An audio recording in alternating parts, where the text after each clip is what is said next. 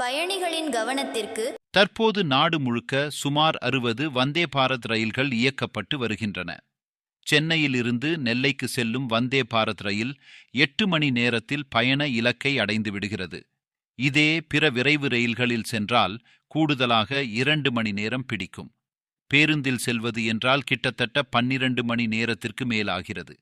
இதனால் தென் மாவட்டங்களுக்கு செல்லும் பயணிகள் மத்தியில் இந்த வந்தே பாரத் ரயிலுக்கு பெரும் வரவேற்பு உள்ளது. இதன் காரணமாக சென்னை நாகர்கோவில் இடையே வந்தே பாரத் ரயிலை இயக்க வேண்டும் என்று பயணிகள் எதிர்பார்த்தனர்.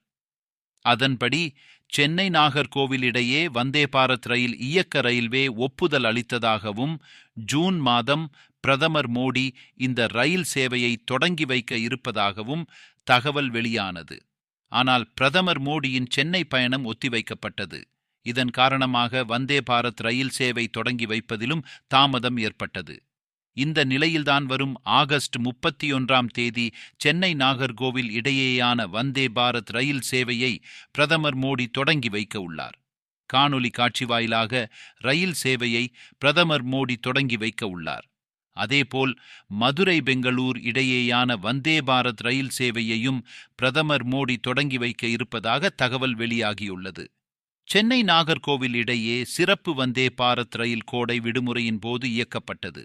இதனால் சென்னையில் இருந்து நாகர்கோவிலுக்கு தினசரி வந்தே பாரத் ரயிலை இயக்க வேண்டும் என பயணிகள் எதிர்பார்த்த நிலையில் வரும் 31ஆம் தேதியில் இருந்து பயணிகளின் இந்த கனவு நனவாக போகிறது. இதனால் பயணிகள் மகிழ்ச்சி அடைந்துள்ளனர். அதேபோல மதுரையில் இருந்து பெங்களூர் செல்லும் வந்தே பாரத் ரயிலும் பயணிகளுக்கு மகிழ்ச்சியை கொடுத்துள்ளது. பெங்களூரில் பணியாற்றும் ஊழியர்கள் உள்பட பலருக்கும் சொந்த ஊர் வந்து செல்ல இந்த ரயில் சேவை வசதியாக இருக்கும் என பயணிகள் தெரிவித்துள்ளனர்.